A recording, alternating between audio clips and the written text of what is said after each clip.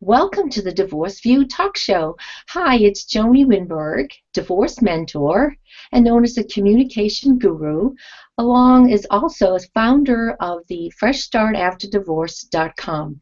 It's always a pleasure to do this show with my co-host, Rosalind and Sedacca. Hello, Roz. Hi, Joanie. Good to see you again. I'm Rosalind and Sedacca, recognized as the voice of child-centered divorce, a divorce and parenting coach, and founder of the Child-Centered Divorce Network. And today we have a topic that is so important for anyone who's divorced and a parent. We're talking about effectively communicating with your children about the divorce, and that's a factor that has to do with issues before the divorce, during the divorce, and even long after the divorce. And Joanie, why don't you explain who our guests are today? Well, actually, it's us. We are the divorce mentors, and sometimes we like to have our listeners learn from us. Rosalind and I have been doing this for a very long time, supporting people during and after divorce, and we'd like to address some different issues that we have come across our desk. And of course, you always hear about how we want to do the best or help the children as much as we possibly can. So today we are going to talk about how you can support your children emotionally during and after divorce. And Roz, maybe we can start it off by having parents understand a little bit about how you've been helping parents explain divorce to their children when they have consciously made the decision that they are going to go and get a divorce. Yes, that was one of the toughest decisions I ever made in my own life. And my son was 11 years old at the time, and I stayed up for weeks of sleepless nights trying to figure out how best to break the divorce news to my son without emotionally and psychologically scarring him. And I knew my son loved his dad as well as me. He was close to us both, and I knew that the divorce news was going to be tough for him. Even though there'd been tension at home, there's been fighting, he knew that there was trouble, and most kids do. It's hard for kids not to pick up, even the youngest kids, to pick up when there's tension. But no child wants to hear that dreaded D word.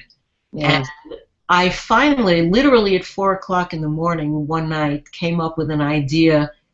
And it was a very unique approach to breaking the divorce news, because all of the resources at that time available, they mentioned what to say, but no one really told you how to say it and how to do it right.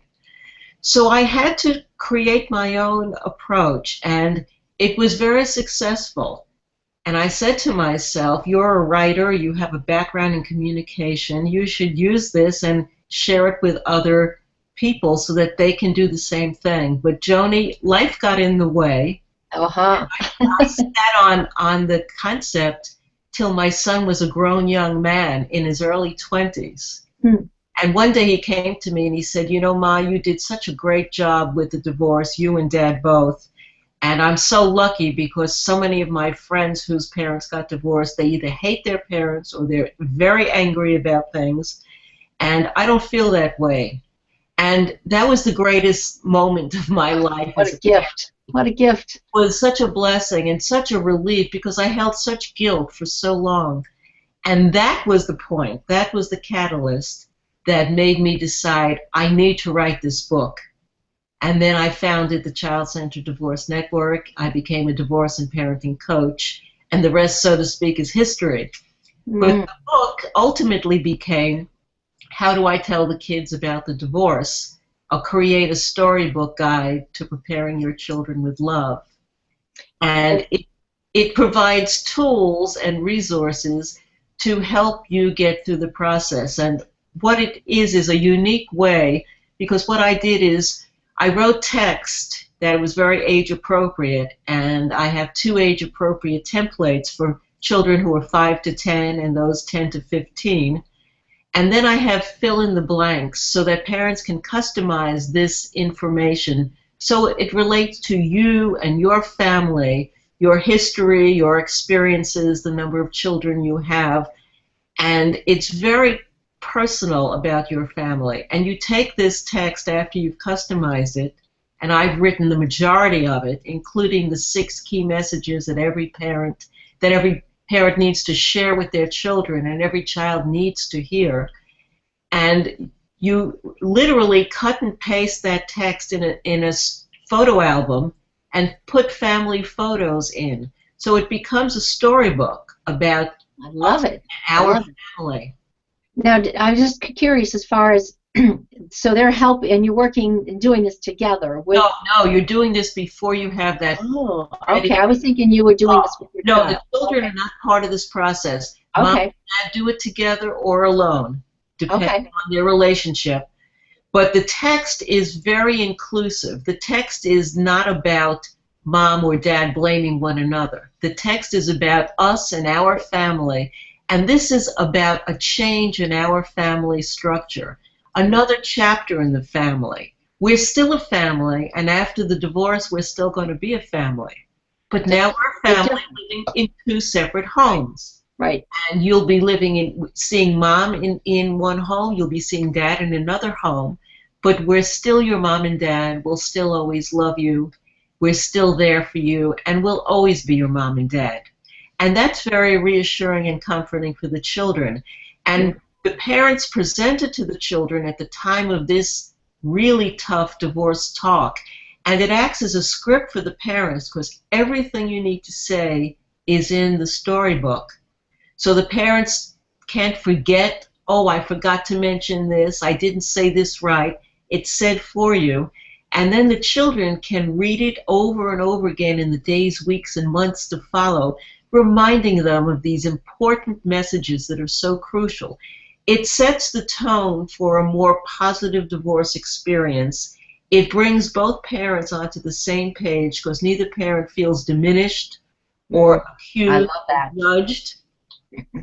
And it ends in the tone of, this is just another facet of our life as a family, and the future is bright. There's going to be good and happy times ahead, and Mom and Dad are going to make sure that takes place.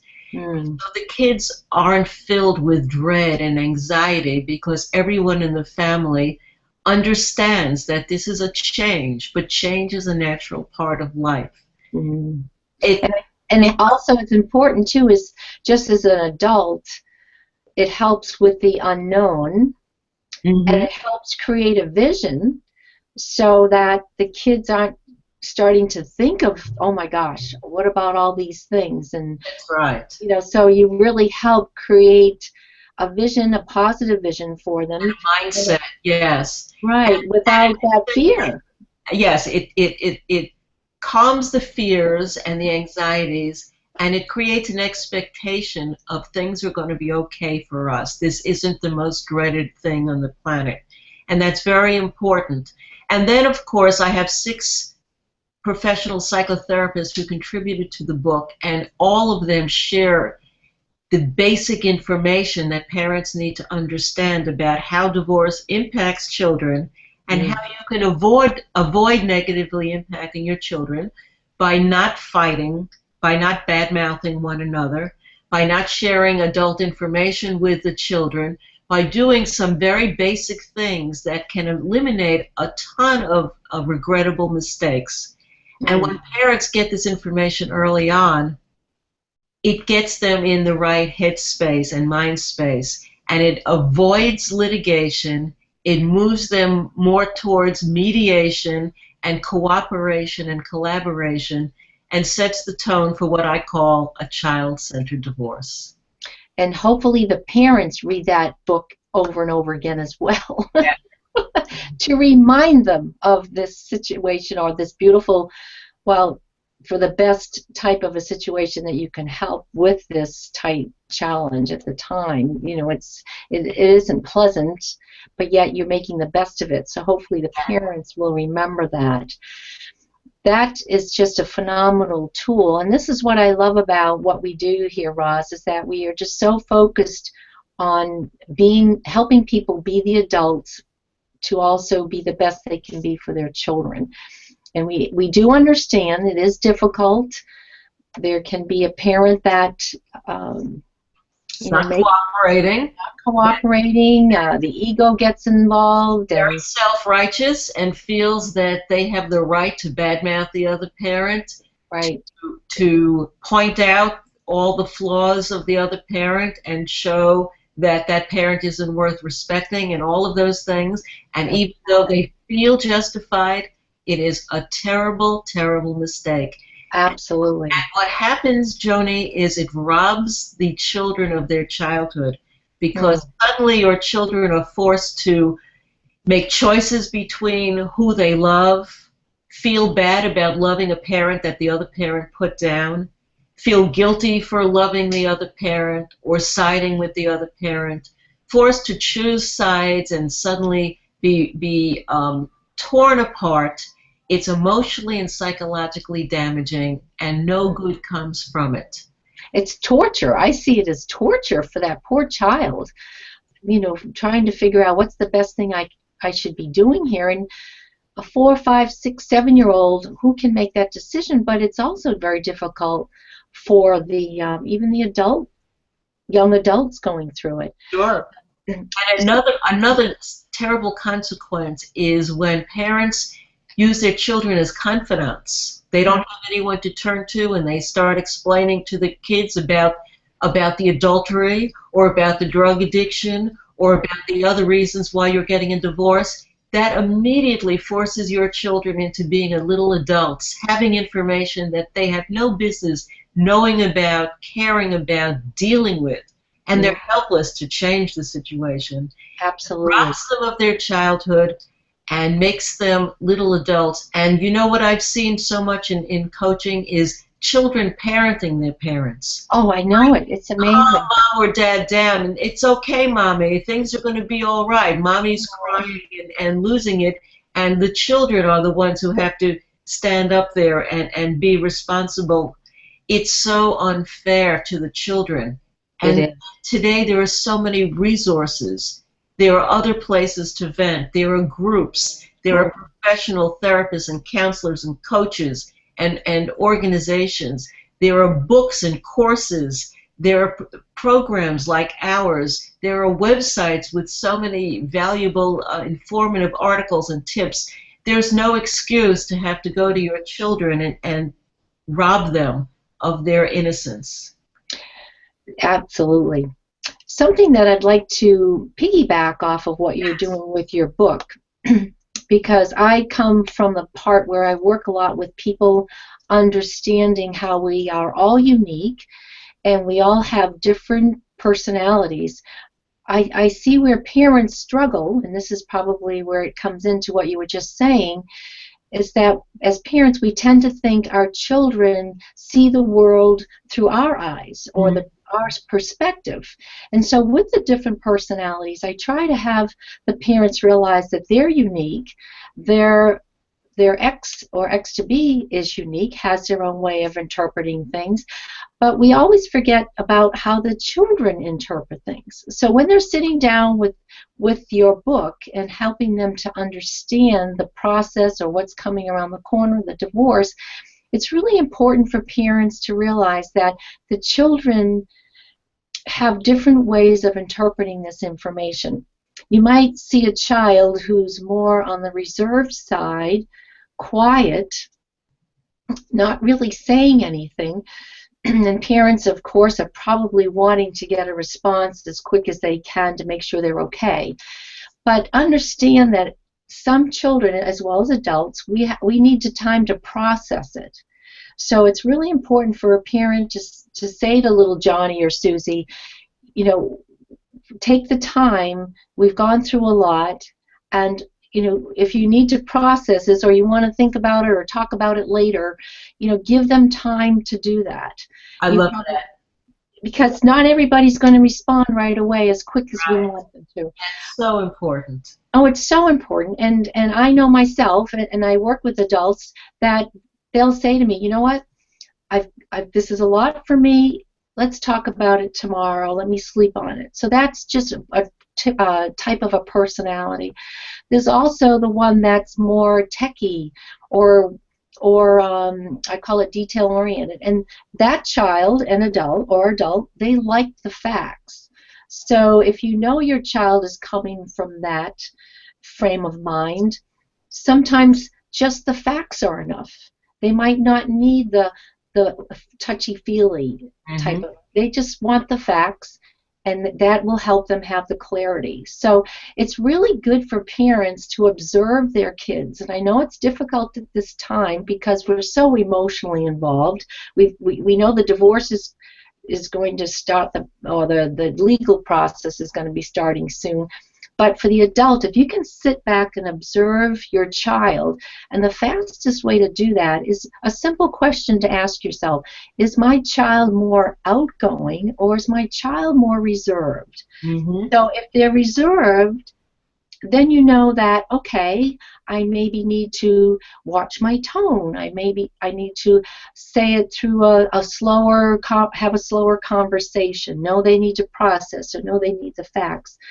If the child's more outgoing, we all recognize adults and kids who love fun and are busy, and you know, how do we get them to sit still?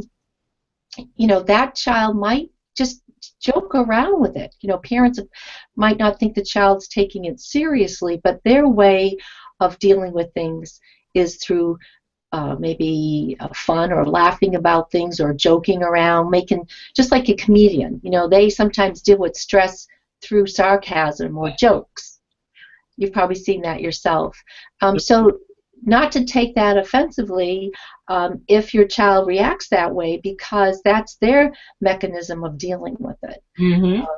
And then also there's the other personality where they're bottom liners. They don't want the fluff, they don't want the emotion. They're just really probably are thinking, okay, how is this going to affect my life?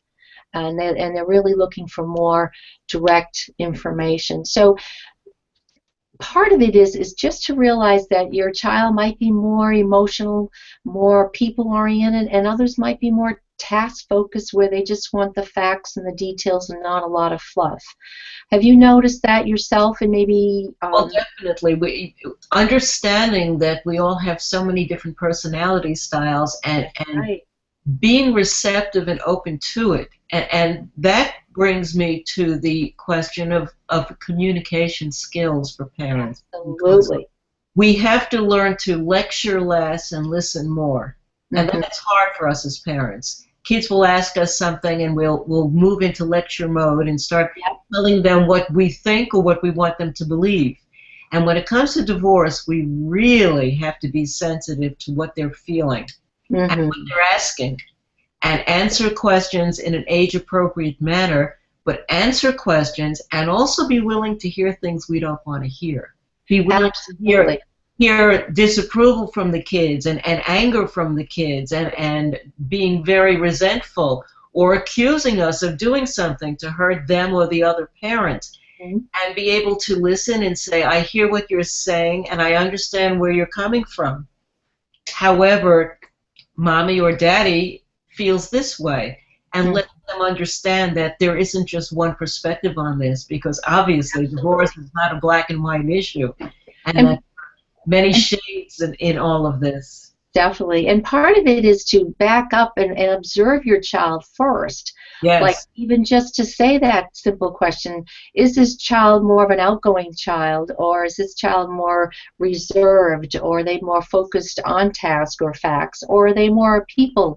So when you start to recognize them, it's really hard for people to recognize the different personalities that are out there, and that to honor that child. I really see parents sometimes having a challenge with this, because, as we mentioned before, that they must automatically think or see the world through my eyes and my perspective. And your job as the parent is to respect them as the little people, and that they do have their own way of communicating. And I know myself, raising my children, once I discovered more of the different personalities of my children, it really helped me to raise them. My son is the fun, loving, he'll hop from project to project, likes to have all, as I said, fun and joke around. So I might start a conversation with him pretty light, a lot of fun, and maybe even with the joke. He hears me. He instantly hears me. And I can tell if I've given him too much information, he's starting to tune me out. My daughter's more techie. She needs to feel safe. She comes from that harmony frame of mind. So I have to slow it down, give her time to process it, and respect her for that. And when I do, it's all of a sudden, it's like magic. I haven't had to work very hard. I've just adapted to them, which shows them respect. So it's amazing. So if parents can get out of their own way, and I know it's difficult. Joanie, I think our listeners would like to know how they can access your skills and where they could find what you offer, the kind of coaching services you offer, and those communication skills, whether it's for adults or children. Definitely. If they go to, I actually have an introductory offer. And go to the website gettingalong.solutions.com, and it's an introductory offer where you actually you take this 10-minute discovery report. It's a real positive report, and then it gives you a 6-page printout, and then you actually have an hour for me to go over it with you and explain. And what I really love about it, it's available not only for children but also for teens and then adults. So I've actually have seen it work even in the schools, where a little boy, second grader, was getting branded already as this kid that couldn't sit still. And the mother was really quite concerned, little second grader getting branded already. So I said, do yourself a favor, have them do this report. I'll explain it to you. And then she brought it into the teacher, and the teacher was so relieved to know this and have this knowledge, because she was coming more from the techie end, where she liked the kids to sit still, fill in the blanks, do the multiplication, and he's the kind of kid that wants to go from station to station and hands-on, touch everything. So she could see that he learned or had a different learning process. So it really helped her understand, and that little boy, probably saved him from being branded for the next couple of years. So, and also, Roz, for you yourself too, where should they go to learn more about your book and get their hands on that? Thank you. At the website childcentereddivorce.com, my book is available. How do I tell the kids about the divorce? It's also available at howdoitellthekids.com. But also at Child Centered Divorce, there's a free ebook right on the home page. You could just enter your email address and get that. And there are tons of valuable resources and articles and information, valuable tips and other kinds of information, as well as a 10-hour audio coaching program if you just click on the coaching button. So there's lots there for everyone before, during, and after divorce. Absolutely. And if you don't remember all of that, you can find us just what the website is on the screen, divorceview.com. Once you go there, you'll see on the right panel all of our links so that you can go directly to Roz and directly to the gettingalong.solutions.com. So Roz, I'm hoping that we've helped our listeners understand the big picture of talking to the kids and realizing that they think differently, they have a different process of understanding all of this. But then what I love is that you're giving them something of a tool to literally hold in their hand to help them see how their life is going to be different, but it's going to be still okay. And you're giving them the tool of understanding that everyone is a unique human being. And once you can determine the personality traits of your partner as well as your children, life is going to be so much easier for you, because we can't change people. No. Only we can adapt to do the best with the people we know, and that takes effort on our part. It's not changing them to adapt to us. That's the key to a more successful life, more successful communication, and moving ahead in easier, smoother parenting. Absolutely. And what's kind of what is pretty cool about this, it actually helps people when they get back into the dating game. Oh, yeah. Recognize those different that's another whole show, but help them recognize help them recognize the different personalities out there so they don't end up dating or marrying or getting into a long-term relationship with someone they just divorced. So, Roz, once again, we tell our listeners to go to divorceview.com if they'd like to see this audio again. And, Roz, what's our big news that we have right now? We do have exciting news. Divorce View has now become a podcast, and that means there's another way of accessing us. In addition to finding us on Google Hangouts as Divorce View, we are also on YouTube under Divorce View channel and Divorce Support, and in addition, the Divorce View website. But now you can find us at the podcast resources, and just by using the keyword Divorce View, and you'll be able to subscribe to our weekly podcast and hear us if you don't have the time to catch us and see us. So we're expanding our exposure and making ourselves available to you in every format to fit your comfort zone. Mm-hmm. We're excited about that. A lot of things happening on the Divorce View. And we have some wonderful, wonderful experts lined up in the next few weeks who are going to be talking about a broad array of topics related to divorce, parenting issues, legal issues, dating issues, you name it, we've got it covered. And also, if you feel as though there's anything in particular that you'd like us to discuss on the show, go to divorceview.com. There's information there that you can connect with us, so that we'd love to hear from you, so that if there's something else that you want us to talk about, or you have a certain challenge or anything, then we will certainly look into that and either find a guest, or Rosalind and I, myself, will look into that or have a show all about that topic. That's very true. So once again, we thank you for tuning in today. And always, we're Wednesday, 6 p.m. Eastern Time, and we look forward to seeing you every week. And thanks for tuning in. Bye-bye now.